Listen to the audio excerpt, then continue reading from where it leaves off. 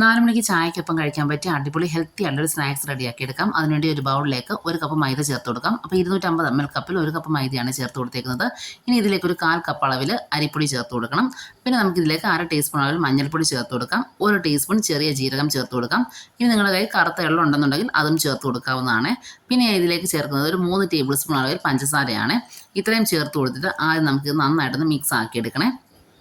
അതിനുശേഷം കുറേശ്ശെയായിട്ട് വെള്ളം ചേർത്ത് കൊടുത്തിട്ട് ഇത് നമുക്ക് നല്ലൊരു ബാറ്റർ തയ്യാറാക്കിയെടുക്കാം. അപ്പോൾ ഒട്ടും കട്ട കെട്ടാത്ത രീതിയിൽ നല്ല സ്മൂത്ത് ആയിട്ടുള്ളൊരു ബാറ്റർ വേണം റെഡിയാക്കി എടുക്കാനായിട്ട്. അപ്പോൾ വെള്ളം ഒരുമിച്ച് ഒഴിക്കാതെ കുറേശ്ശെയായിട്ട് ഒഴിച്ചിട്ട് വേണം നമ്മൾ ഈ ബാറ്റർ റെഡിയാക്കി എടുക്കാനായിട്ട്. അപ്പോൾ 2-3 തവണയായിട്ട് വെള്ളം ഒഴിച്ച് കൊടുത്തിട്ട് നമുക്ക് ബാറ്റർ റെഡിയാക്കി എടുക്കാമേ.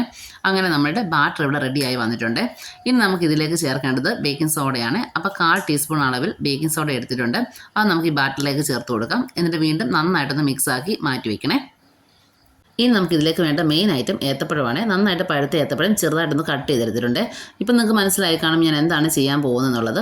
നമ്മളിന്ന് തയ്യാറാക്കുന്നത് പഴംപൊരിയാണ്. അപ്പോൾ ഇനി ഇത് ഓരോ പീസ് ഏത്തപ്പഴം നമ്മുടെ ബാറ്ററിലേക്ക് ഡിപ്പ് ചെയ്തിട്ട് നമുക്ക് ഓയിലൊന്ന് ഫ്രൈ ചെയ്തെടുക്കാം. അപ്പോൾ ഓയിലൊക്കെ ചൂടാവാനായിട്ട് വെച്ചിട്ടുണ്ടായിരുന്നു. മീഡിയം ഫ്ലെയിമിലിട്ടിട്ട് വേണേൽ നമ്മളിത് ഫ്രൈ ചെയ്തെടുക്കാനായിട്ട്. 2 സൈഡും തിരിച്ച് മറിച്ചിട്ട് കൊടുത്തിട്ട് നമുക്ക് നന്നായിട്ടൊന്ന് ഫ്രൈ ചെയ്തെടുക്കാമേ. ഈ റെസിപ്പി എന്ന് പറഞ്ഞാൽ നല്ല വീർത്തുരുണ്ട രീതിയിലാണ് നമുക്ക് ഈ ഒരു പഴംപൊരി കിട്ടുന്നത്. നല്ല ക്രിസ്പി ആയിട്ടിരിക്കുന്ന ഒരു പഴംപൊരിയുടെ റെസിപ്പിയാണ്.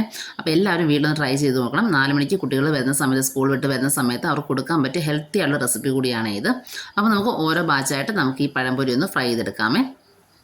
ഈ ഒരു രീതിയിൽ പഴംപൊരി ചെയ്തിട്ടില്ലാത്തവർ ഒന്ന് ചെയ്ത് നോക്കുക. പിന്നെ അതുപോലെ നിങ്ങളുടെ ഫീഡ്ബാക്കും അറിയിക്കണം. ഈ റെസിപ്പി ഇഷ്ടമായാൽ ലൈക്ക് ചെയ്യാനും ഷെയർ ചെയ്യാനും, പിന്നെ നമ്മുടെ ചാനലിൽ വീഡിയോ സബ്സ്ക്രൈബ് ചെയ്ത് കാണുന്ന കൂട്ടുകാരുണ്ടെങ്കിൽ ഒന്ന് സബ്സ്ക്രൈബ് ചെയ്ത് സപ്പോർട്ട് ചെയ്യാനായിട്ടും നോക്കണേ. അപ്പോൾ നമുക്ക് വീണ്ടും നല്ല റെസിപ്പിയുമായിട്ട് കാണാം. അതുവരേക്കും ബൈ. താങ്ക്